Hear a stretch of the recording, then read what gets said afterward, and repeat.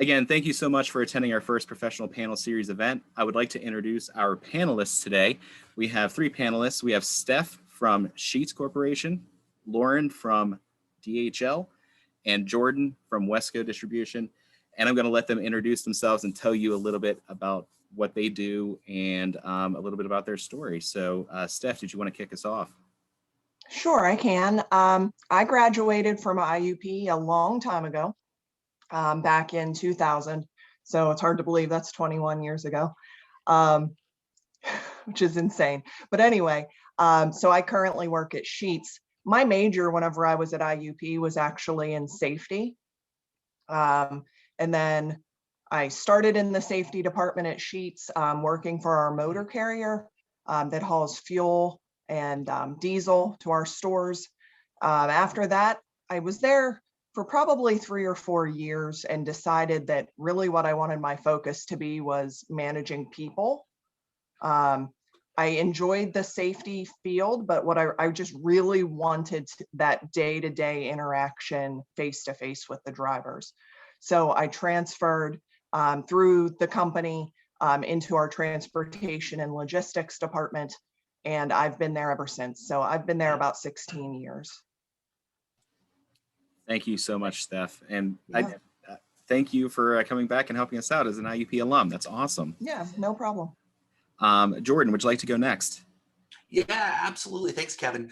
So my name is Jordan Cart. I'm the manager of campus recruiting at WESCO Distribution. I've been at WESCO now for coming up on 3 years, but I've been in this space for almost 15. I went to La Roche College in Pittsburgh, and when I first graduated from school, early on in my career, I spent time in retail banking and finance. I was there for about 5 years with PNC Bank, or National City Bank, which became PNC Bank. After 5 years, realized that my true passion had nothing to do with the numbers and finance part of banking, but rather the people development side of the business. So I ended up getting into the recruiting space, getting my MBA in HR. That was back in 2008, and been here ever since. So thanks again. Well, thanks, Jordan. And Lauren. Yeah, hello everyone. My name's Lauren Gay. I work for the college recruiting department with DHL Supply Chain. So I specifically cover the northeastern and western regions of the United States, but my team covers the rest of the US. So I graduated in 2016, so I was not an IUP alum, but went through undergrad and then was looking for something in the management space where I could work with different cultures. I also majored in Spanish, so was looking for something with both of those degrees, and I found the operations supervisor role with DHL. So I started working in one of our warehouses. We were packaging Hershey chocolates, and I was a supervisor there. I then moved to a different warehouse where we were doing distribution for Mondelez International, who makes Oreos, Triscuits, Chips Ahoy, all the snack foods you can think of. So worked there for a period of time.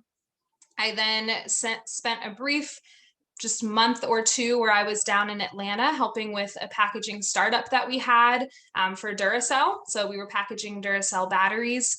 And then that was when I applied to this position I'm currently in and moved into the recruiting space to get to work with students and bring them into our organization in the supervisor or intern roles that we have. So that's been my career path with DHL. Thank you so much, Lauren, and thank you all for being here today again and talking with our students. So I'm just going to throw out a few questions. If anyone has a question, you can type it into the chat, or you can also, raise your hand using the reactions as well. And I'll, attempt to get to you as quickly as I can. But just for our panelists, can you tell us a little bit about your company, perhaps how it started, what are the core mission values, vision, and goals of the company, and basically what you're looking to do in the future. Anyone can go. So I could start off. Sheetz is a family-owned company. They started in 1952.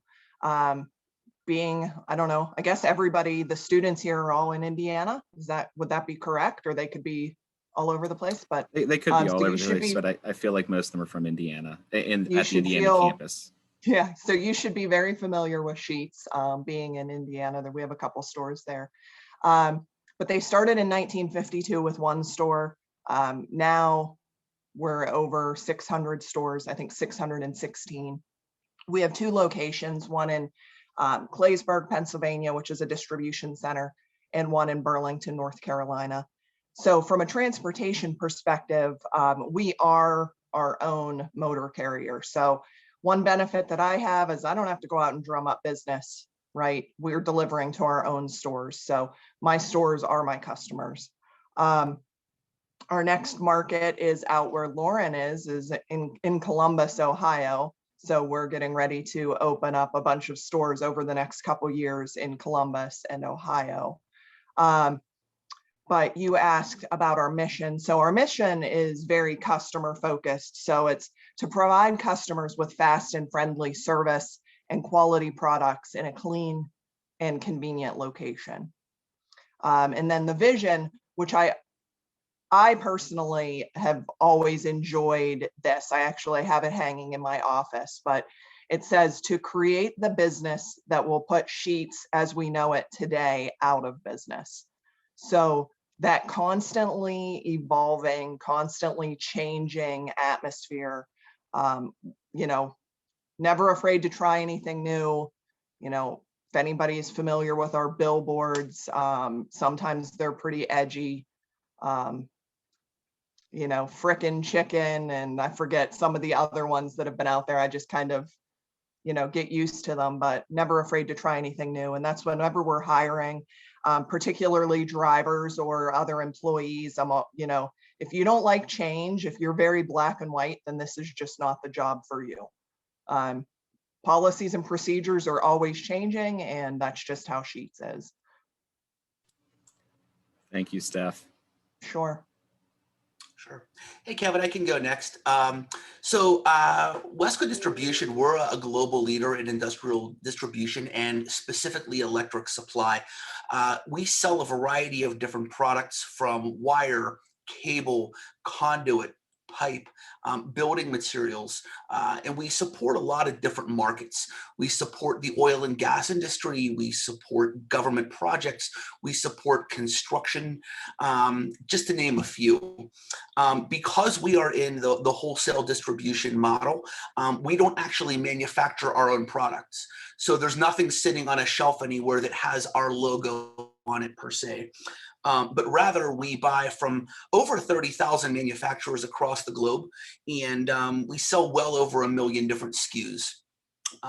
For us, a lot of our customers are more on the commercial side. So we're dealing with folks that are running factories and refineries, folks that are building large scale commercial projects, schools, buildings, hospitals, restaurants, even government contracts. So, you know, we serve kind of a wide variety of businesses. We also serve the utility sector, providing a lot of utility organizations with their bucket trucks and their materials so that they can perform their roles. From an organization perspective, we are headquartered in Pittsburgh, but we've got a global presence. So with our recent integration with Annixter International, we are located in over 50 countries. We've got around 1,000 branches across the US and Canada that service our customers. And from an employee perspective, we've got a little bit south of about 20,000 employees. We are a publicly traded company, so you know, you can look us up online, but I joke a lot that we're the smallest big company you've never heard of. A lot of that is, I think, because we are in that distribution space. If you are in that commercial construction or industrial area, you're probably familiar with us. But from a consumer perspective, if you or I needed something for our homes or for a project, we'd probably go to a retail location such as a Lowe's or a Home Depot. But at any rate, we've been around for well over 30 years. And we were actually a spinoff of an electronics manufacturer called Westinghouse. Westinghouse was really popular back in the 90s. For those of you that remember it, you know, prior to them going bankrupt, they had sold off the electric supply division of the company. Hence, WESCO, Westinghouse Electric Supply Company. We are no longer affiliated with them. We are our own public entity, but it gives you some idea just as far as, you know, the organizational size and structure. We have a couple of early talent programs here, just from an internship perspective, and a full-time sales development program. We also now have a finance development program as well. So just a little bit about us. Thanks, Jordan. And Lauren. Yes. So I work for DHL Supply Chain, and we are one division out of 4 divisions in the global company Deutsche Post DHL Group. So that company is based out of Bonn, Germany. And the other divisions, so we have the Post division where we deliver mail in Germany. So you think of the USPS here in the United States. Our Post division is doing that over in Europe. We have the Global Forwarding and Freight division, which will handle your large barge shipments that are being sent out of ports or just an overseas cargo planes. We then have Express, which is what most people think of, which is why I'm giving this breakdown. Everyone thinks of the red and yellow vans when they hear DHL, or the planes that are yellow with the red writing on them. So that's our small parcel delivery division, and they operate internationally. So if you see those vans here in the United States, they're delivering an international package to you. I'm in the supply chain division. So similar to WESCO, we're a little bit more behind the scenes. We are third-party logistics or contract logistics. So we work with customers, big name companies that you've most likely used their products or are very familiar with. And we run their distribution centers for them. Sometimes we'll do packaging. We can handle their managed transportation portion of the business. We really, any span of the supply chain, we are willing to provide a solution to that customer and manage it on their behalf. So some of the companies we work with, if you're familiar with Procter & Gamble, Unilever, Nike, we have the automotive industry where we'll work with Goodyear tires or General Motors. We have life sciences sector where we work with companies like Bayer or Pfizer. So we span across a number of different industries, and we have those 6 different sectors that we work within, but none of the product that we're shipping or packaging is ours. We are doing that on behalf of those customers, and we're typically shipping those products to the grocery store or another business. It's rare that we're doing that shipping to an end consumer. So if you would order something offline on Amazon, that wouldn't really fall in our wheelhouse as much. We're sending larger shipments to the stores for you to go pick up. So that's a little bit about what we do. Our mission is it's excellence simply delivered. So we look to take supply chain, which is extremely complex, as I'm sure all of you are aware, and we want to break that down, do it in a very excellent or great way for our customers, to where it's simple for them. They're not having to think about it or worry about how the product's getting where it needs to go. Excuse me. And then our vision is that we want to be the logistics company for the world. So similar to, if you think of a facial tissue, what do you say? Can I have a Kleenex, right? That's a brand. So we want to be the same thing for supply chain or logistics, that when you think of logistics, you think of DHL. And then our values that we work to operate under on a daily basis would be respect and results. So I absolutely love this portion of our company, that we have very strict metrics and hard deadlines we need to deliver upon for our customers, but we're never going to get those results without providing respect, and vice versa. If we're giving respect to one another, we should ultimately be getting results. So those are the 2 values we work to operate under on a daily basis.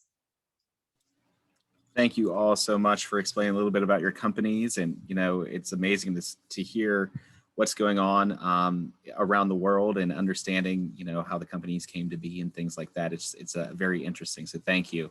So I wanted to talk a little bit about what you all see as skills that a student would need to succeed in logistics. Like it could be a hard skill that you would learn in the classroom, or it could be a transferable skill that they could learn either, on an internship or through the out of classroom curriculum that, the Career and Professional Development Center offers, or things like that as well. So Steph, did you want to talk a little bit about that? Sure. I mean, from my perspective, just my particular job, a lot of what I lean into is the human resource side of things, like the people skills. You never realize what people go through as human beings until you manage a couple hundred of them. Family illness, problems with their children, births, deaths, helping their parents. And you think you're just you're a manager, but you're really a friend and a counselor and a shoulder to cry on sometimes. So that's, for me, that's something that I really wasn't taught in school. But then on the other side of things, some employees that I have, they're dealing with like routing and the actual logistics and planning. They're digging into more of the analytical skills, the statistics, they're using that math and all those backgrounds, the things that you're like, why did I even take these classes? They're dealing with a lot of that kind of stuff. So like I said, from my side, it's a lot of the people skills that, you just aren't really taught. At least I wasn't 20 years ago in college. Thank you. And Lauren, would you like to go? Yeah, I can build off of that because I think that is extremely important. And even if you're not in a role where you're managing people, maybe you're in a position where you're an analyst or you're working as an engineer, something that's a bit more functional, you're still going to work with people, you're going to be in teams. So any class projects that, oh man, it's another group project, there's a reason for that. It's typically because your professors are trying to help you build those skills that you truly will use in the professional setting. For us, leadership is huge. So we hire mainly for operations supervisor roles or even our operations internships. You're working alongside the management team and leading projects. So any involvement in a club or even in one of those class group projects or work outside of school for students that are able to kind of take that leadership role, even if it's not been assigned but is unofficial, those are skills that we really look for when we're recruiting. Outside of that, Microsoft Excel is pretty huge in our company. We use that all the time. And we're starting to use Microsoft Power BI quite a bit more as well in our functional spaces. So if you're interested in more analytical type work, those are our two important softwares. Thank you. And Jordan, did you have anything to add? Yeah, no, I think Lauren and Steph hit it on the head. The only thing that I would add to that is from a supply chain and logistics space, these are industries that have been around for a long time, right? People have been shipping things, people have been transporting things, people have been building things for a long time.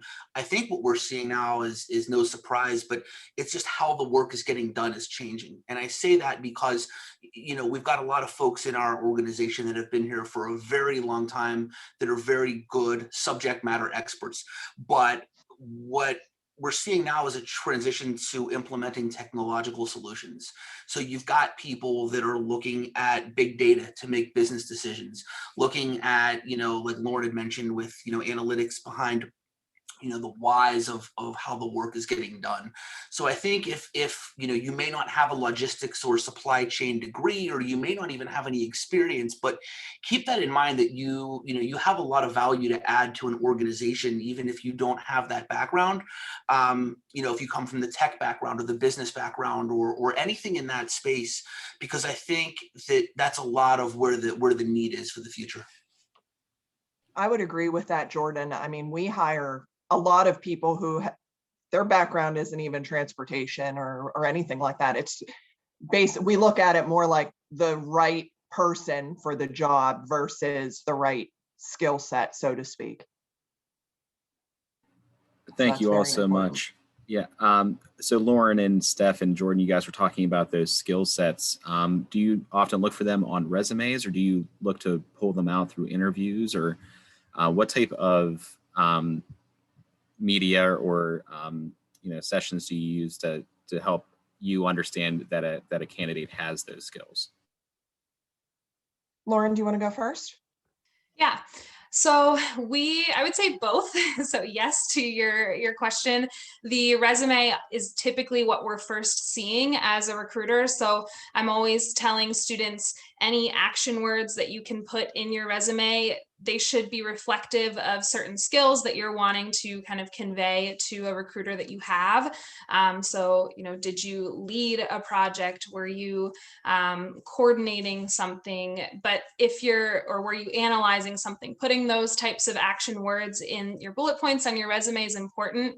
If it's technical skills, it's very easy to list those out. But if it's more of the leadership, teamwork, soft skills, then I look at the experiences that you have on there and some of the bullets that are describing those. But once we start talking, I'm going to ask you questions, and that's where, as a candidate, I'm looking for you to elaborate on that and really highlight those skills. Awesome, thank you. Mm-hmm. We have a question from a student. Thank you, Nick, for submitting. Does your company use research utilizing blockchain or AI technology to further the efficiency of the supply chain or logistics? And you guys can see that in the chat if I messed up. Sure, I can give a little bit of insight to that, Kevin, without going into too much detail with some things that we're working on now. So, great question. I think, that's definitely headed in the direction that as an organization we're thinking. So I can tell you historically from a data warehouse perspective, we have a lot of data on our customers and in their purchasing history and their transactions and their spend. And I think now, to your point, we're starting to develop those sort of things and look at those, look at that data to make future business decisions. So yes, it's definitely something that's on the horizon for us, with how we integrate and how we service our customers. The main reason is I think that's how our customers expect us to work, right? As consumers, we're used to being able to go onto our phones and go onto the app if we're buying from Amazon and have something here within 2 days. Our customers are starting to have those same expectations. So I think, using data around those business decisions is definitely something that has been a focus of ours and will continue to be moving forward.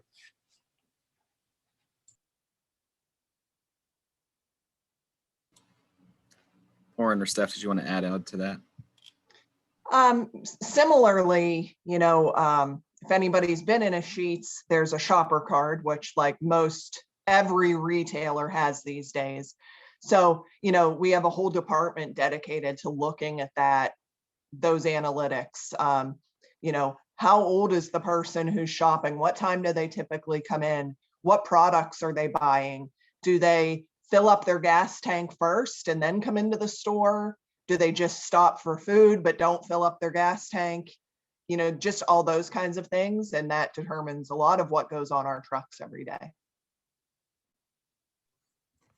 Yeah, I think Jordan hinted at this earlier with analytics, anything in the technology space that's just becoming huge, or I think it already is huge, and it's going to only continue to become that much more important in the future. So we're the same. We have roles that are dedicated specifically to technology and continuous improvement surrounding that, and how can we analyze the data we have to inform better business decisions. How can we bring new technologies, robotics, any sort of automation into our warehouses to make the jobs easier and more efficient for our employees? So I could spend this entire time talking about and I'm sure all of us could, the information that a company has and all the different opportunity there is within that information. But it's a very important part of what we do.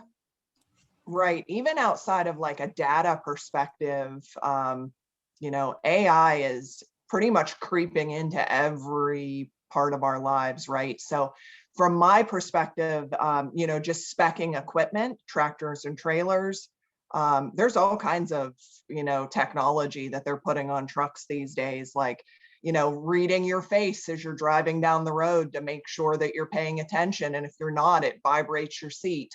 or send some sort of message to the driver to get their attention.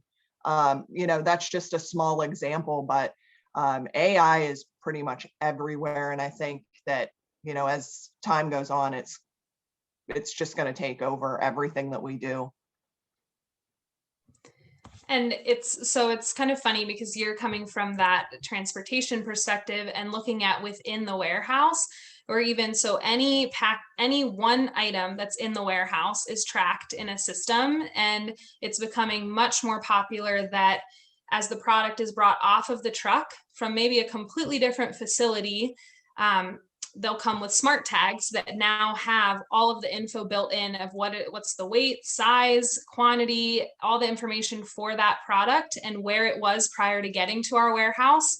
Then it's tracked throughout our warehouse. It goes on the truck. And then of course, like Steph mentioned, there's all sorts of tracking as it leaves the facility. So it's becoming even more integrated, not just from one facility, but going from location to location as it gets to its final destination for all products that you would ever consume. That is really interesting. And, I'm so glad that the students are here because I wouldn't know to ask those questions or anything. So, but Steph, I don't know if you saw in the chat, but we had a question that was directed more to you. And Dylan asks, okay. Was it a challenge to change direction in your career path coming from safety science to supply chain logistics? And did any of your skills follow with you to your current position? All right, that is a good question. So was it difficult?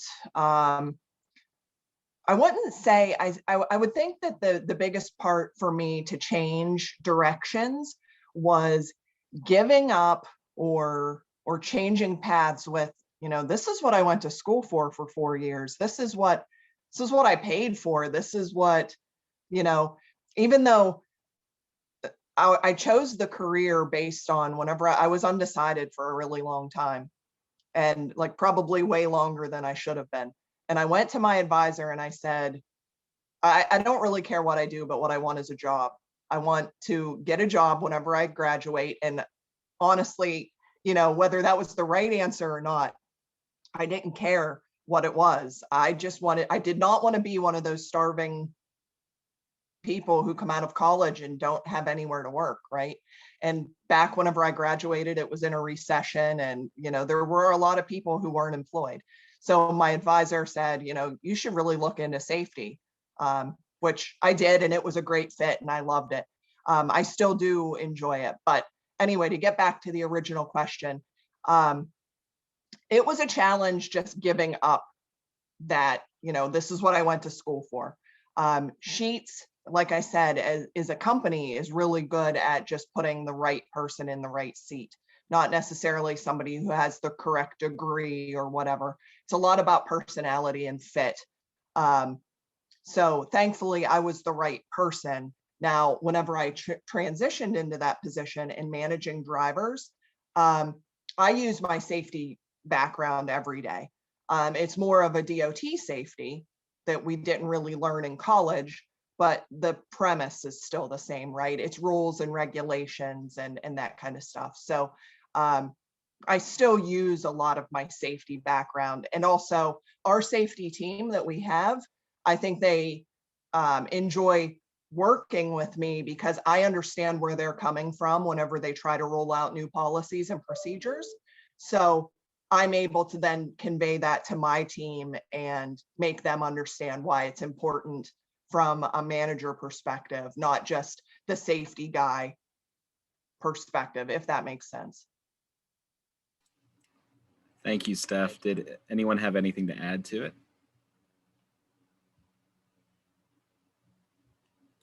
I think that was a very good explanation, Steph. I was never in anything with logistics or anything, but I did change career paths several times, and it can be difficult.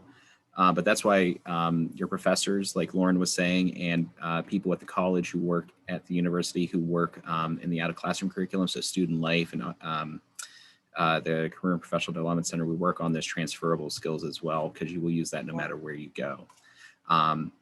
And Dylan said, thank you, Steph. So, and if you do have a question, you can also unmute yourself and ask as well. You don't have to type it in the chat unless you would like to. So just thinking about that, is there any piece of advice that you would give someone just starting out in this field, you know, who wants to get into it, who wants to, you know, move up in the in a career path with your company or just in general? So what piece of advice would you give to somebody? Well, I can, I guess I can start if that's okay. You know, the one thing I would say is, you know, we offer a rotational program here at WESCO, and I'm not just saying it because we offer it, but, you know, my advice is to keep your options open. Figure out what aspect of the business you really like. Because there's so many different facets to it, right? There's the sales component, there's the operations component, there's the management component of it. So explore it all, right? Figure out early on in your career what your passion is and what your interests are. And then from there, figure out, you know, how you can get there within the organization that you're currently, you know, looking at. And I say that because it's easier to figure those things out early on before you go down the road and then decide, it's not really what I'm looking for. Then you end up taking a few steps back. I've done that before in my career, and I know Steph, you know, you mentioned doing it as well. But I think that's definitely my advice, is just to explore all of your options. The other thing I would say too is, you know, look at companies, you know, that you may not think of as being in that industrial or that logistic space. A lot of times people don't think of WESCO as being a finance company, right? We've got a ton of roles in finance. You may not think of an organization as being in a specified field. So, you know, do your due diligence, but really explore all of your options. One thing that I would add is you have to be happy with what you do, right? So if you find yourself in a job, maybe it's the company that you're not happy with, you know, maybe it's, you have to really dig in deep and see like, oh, did I pick the wrong major? Maybe you did, but you have to figure out what it is that you're not happy with and make it right. Whether it's going back to school, whether it's, like Jordan said, finding something within your company that you enjoy, because if you're not happy with what you do, life will be miserable. It seeps into every inch of what you do. You know, and I think I can tell just how Jordan and Lauren are talking, that they love their jobs. You know, my phone could ring at 3:30 in the morning and I'm happy to take the call because I enjoy what I do. It just, you know, and I think that's regardless of what career you pick. Yeah, and I think also as you go through that interview process, make sure you're evaluating the culture and the people that you're interacting with, because just like the work that you're doing, if you're not happy with that, that can really be painful. You know, you spend so much time with the people that you're working with each and every day. So making sure that it's a fit culturally with the company, that you're interviewing us just as much as we are interviewing you, and you're making sure that you align with the values that organization has, is really important. But something else that I think is really important is looking for a company that does have room to grow as well.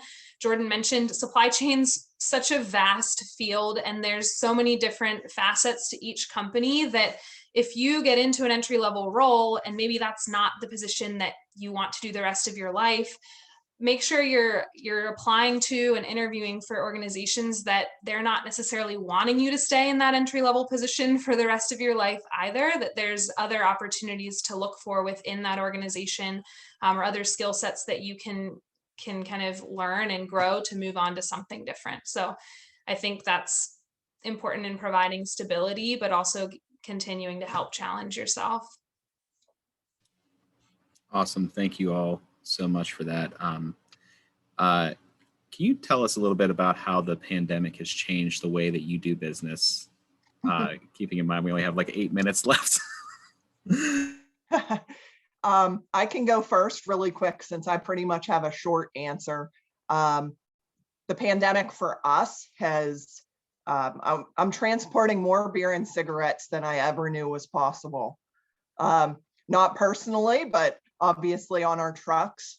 It hasn't really, it's affected us as in like more people are shopping locally. So we have more trucks on the road than we did before. Like business is literally through the roof, which is a good thing. We did notice and are still noticing a big decrease in gas sales. It's about 16% below where we were last year at this time. Still, we haven't recovered from that, which obviously people working from home and whatnot, but beer and cigarettes are still through the roof, which is awesome.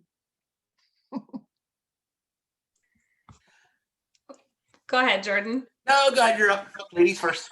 Okay, I'll be quick. We have continued to operate throughout the pandemic, obviously making a ton of adjustments to our warehouses to make sure that everyone's safe, as I'm sure every other company is doing as well.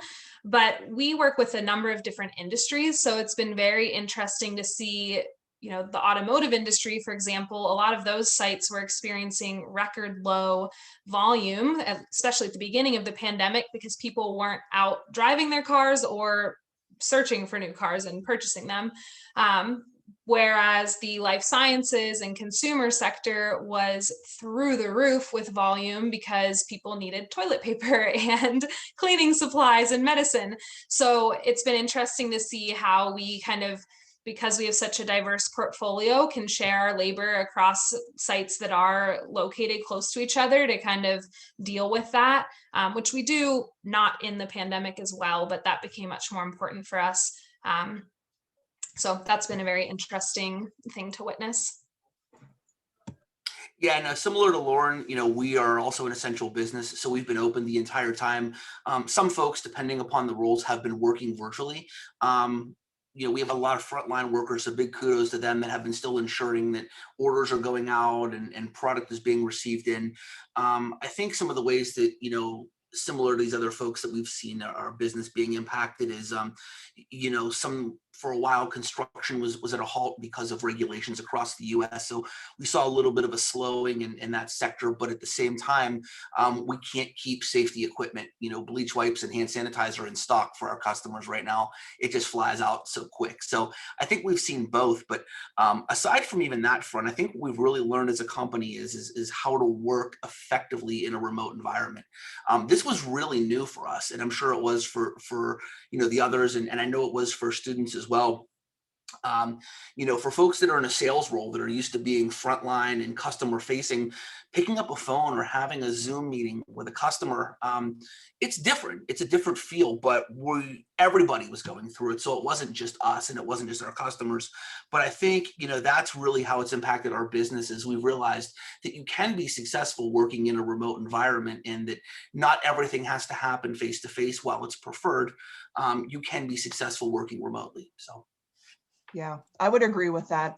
You know, all of my drivers are out on the road, but our office staff, aside from myself and one other person in the office, is two other people, are working remotely. And, you know, you learn to adapt and haven't missed a beat. I have a question for Lauren and Jordan, though. Did either of you experience any issues with like workers and COVID spread there? And did that impact you at all? I mean, I know we had a little bit of a surge there for a while where it was hard to fill all of our trucks with drivers just because of the spread.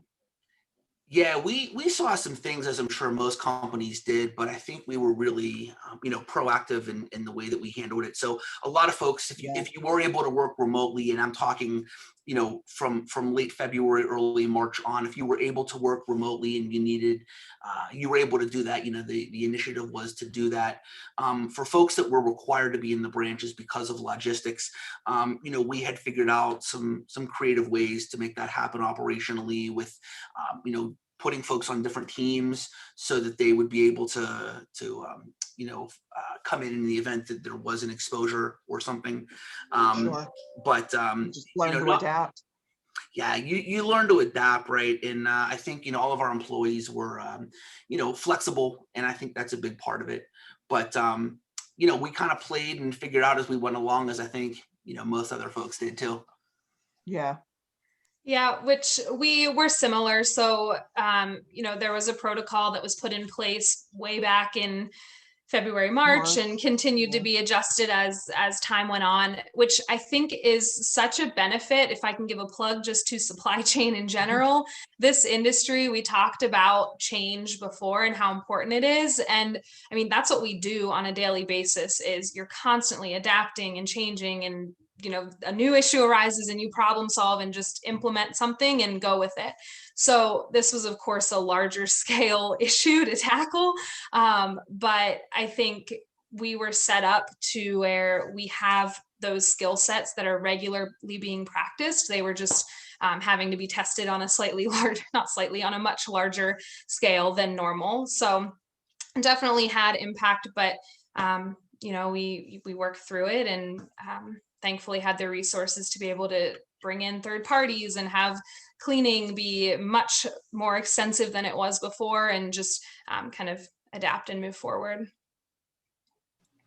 Definitely. So there's about a minute left that we were scheduled for. So if anyone has any last minute questions, you're more than welcome to type it into the chat. I'm going to type in my contact information if you need me for anything, including getting in touch with anyone, or and I invite Lauren, Jordan, and Steph to do so as well if they would like to talk with anyone. We work well with all of our employers, including DHL, WESCO, and Sheetz. So look for them at career fairs that are coming up, and also for events like this as well. And if you have any questions or anything, you can always reach out to me. And remember that the Career and Professional Development Center is here for your career and professional development needs. And I want to thank again Steph, Lauren, and Jordan for their time today. I think it was a great discussion. And I think that I definitely learned a lot, and I know that our students did as well. You all do amazing work and keep us going. It's amazing how much everything is tied together, and I think logistics and supply chain just kind of proves that. So I think that learning about that has been awesome for me. And again, I want to thank you all for coming. Again, if you have friends who couldn't make it today, this should go up on our website pretty soon. And I want to thank our participants again. And if you have any questions, please feel free to reach out to me as well. Thank you all so much. And did you have any parting words or anything, Steph, Lauren, or Jordan? No, I mean, no, not really. If anybody has any questions, I put my email in the box there. If you just want to reach out or talk, I could talk all day about trucking. So if anybody has any questions, feel free to reach out. And yeah, same here. I'll put my contact information in the chat. I'll also include a link to join our talent network. If you guys want to learn a little bit more, want to submit your information to us to keep on file for future opportunities, we can definitely do that as well. Yep, and I put our college recruiting email in the chat, so that will go to our team. So based on where you're wanting to be, we can get that to the right recruiter. But we also will be at the career fair, so that's a great chance to talk to not just me, but other people that are actively working in the warehouses. If you'd like to learn more about our roles, so happy to connect you with them. But they will be available at the career fair. Well, again, thank you all so much. The career fair is on February 24th. You have to sign up through Handshake. If you need help, please feel free to reach out to me or to the office in general. And I want to thank our panelists again, and I hope that you all have a very good day and a good rest of the semester. Thanks, guys.